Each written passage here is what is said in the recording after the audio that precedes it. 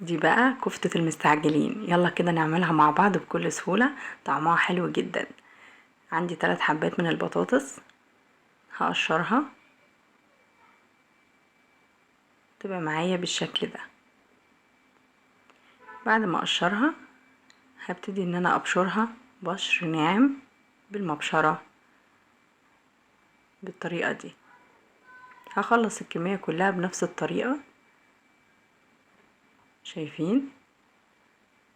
بعد كده بقى عندي نص كيلو من اللحمة المفرومة هضيفهم عليها هي كمان.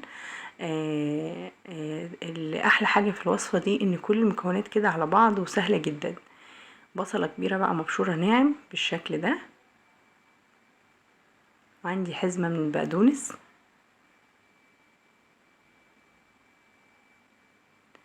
ونص كوباية كده من البقسماط،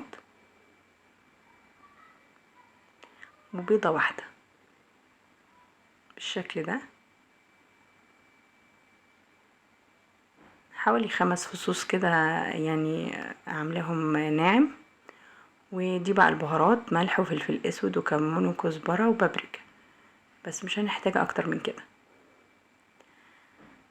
حاول بقى نخلط المكونات كده كويس جدا.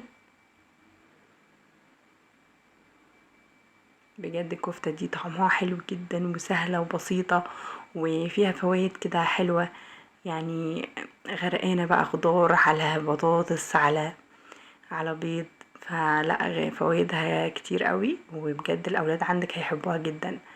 هنبتدي بقى نعملها كده صوابع بالشكل ده. طبعا الشكل اللي تحبيه ممكن تعمليها زي قرص الطعمية كده، بس ده انا بحب اعملها بالشكل ده. نخلص الكمية كلها بنفس الطريقة، بتتلم معاكي منتهى السهولة. كده خلصنا.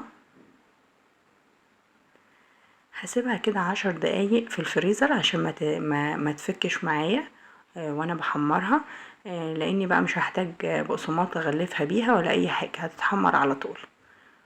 بالشكل دوت. الزيت طبعا سخن جدا، ونطلعها من الفريزر على القلي على طول.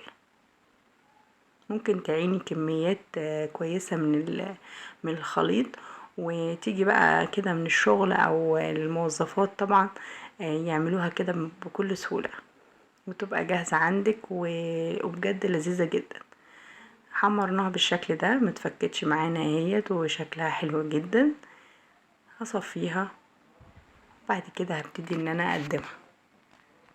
خلصنا الكمية كلها بنفس الطريقة، وكده الكفتة بقت جاهزة عندي بالشكل الجميل ده، بجد خطيرة. قدموها بقى مع شوية طحينة مع شوية مايونيز وكاتشب. في كل الحالات بصراحة هي طعمها حلو. شوية مكرونة، شوية رز ابيض بالعيش، كلها حلوة بجد، مقرمشة وطعمها خطير.